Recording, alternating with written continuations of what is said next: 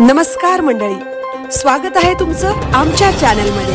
आवाज महामुंबईचा, शोध बातमीचा, कौल मनाचा।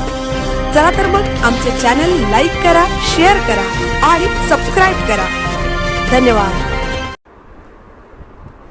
लोकनेते दिबा पाटील यांना फुंडे विद्यालयात विनम्र अभिवादन। रयत शिक्षण संस्थेच्या तुकाराम हरी वाजेकर उच्च माध्यमिक विद्यालय फुंडे शाखेत मंगळवार दिनांक 13 जानेवारी 2026 रोजी विद्यालयाचे प्राचार्य बीबी साळुंखे यांच्या मार्गदर्शनाखाली भूमिपुत्र प्रकल्पग्रस्तांचे झुंजार लोकनेते माजी खासदार दिबा पाटील साहेब यांचा 100वा जयंती सोहळा संपन्न झाला।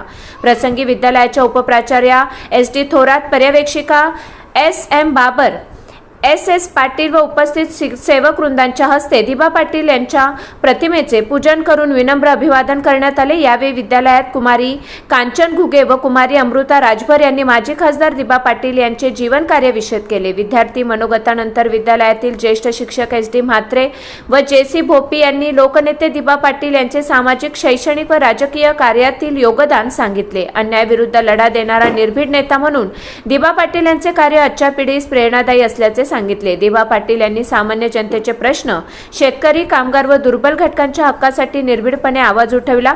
महाराष्ट्रातील चळवळीतील अग्रगण्य नेते, सत्तेपेक्षा सत्याला महत्त्व देणारे, स्वार्थाला नाही पण लोकहिताला प्राधान्य देणारे असे एकमेव व्यक्तिमत्व होते।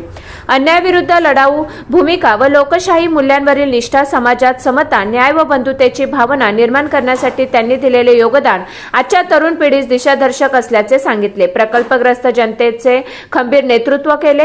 शेतकरी, कष्टकऱ्यांसाठी सारे आयुष्य झिजवले। विविध उदाहरणे देत आपले मनोगत त्यांनी व्यक्त केले। कार्यक्रमाचे सूत्रसंचालन कुमारी राधिका खामकर हिने केले। सदर कार्यक्रमाचे सुंदर नियोजन 9वी क च्या वर्गाने केले। आवाज महामुंबईचा चॅनलसाठी मिलिंद खारपाटील, फुंडे, उरण।